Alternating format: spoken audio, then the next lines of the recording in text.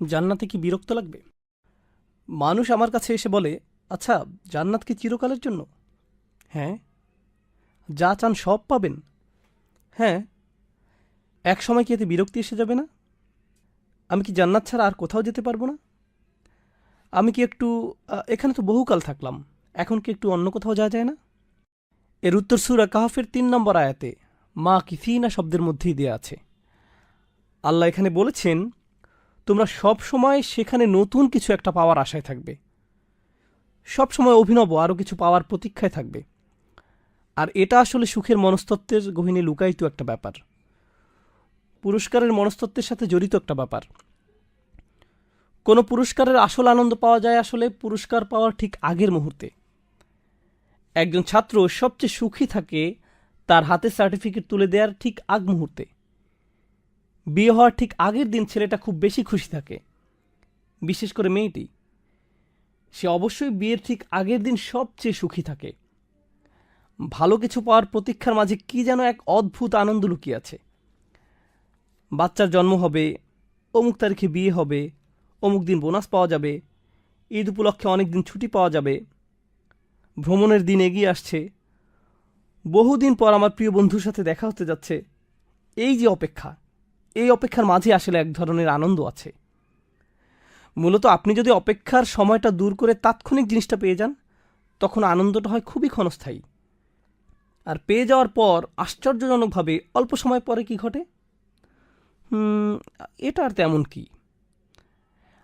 আমি আমার বাচ্চাদের উপর এ নিয়ে পরীক্ষা নিরীক্ষা চালাই, কারণ আমার বাসায় এক্সপেরিমেন্টাল সাবজেক্ট আছে।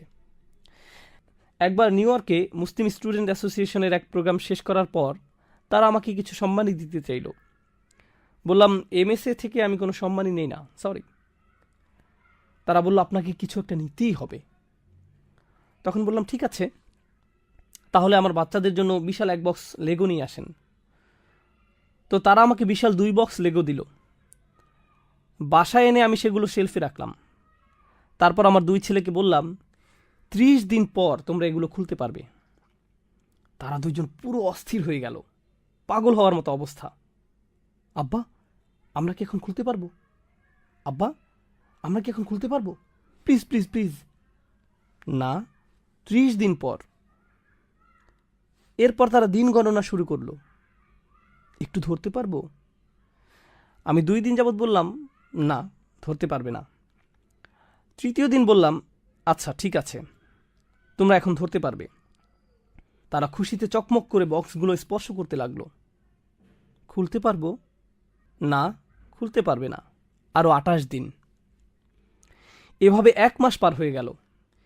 এ সময়টাতে তারা সবচেয়ে বেশি সুখী ছিল। দিন গণনার মাঝেই একটা আনন্দ, টেনশন এবং আনন্দ। এরপর আমরা বক্সগুলো খুললাম। প্রায় 6 ঘন্টা যাবৎ আমার ছেলেদের আর কোনো হুঁশ ছিল না। লেগোগুলো দিয়ে তারা বিভিন্ন ধরনের জিনিস বানাতে লাগলো। ওয়াও, এটা কি বড়!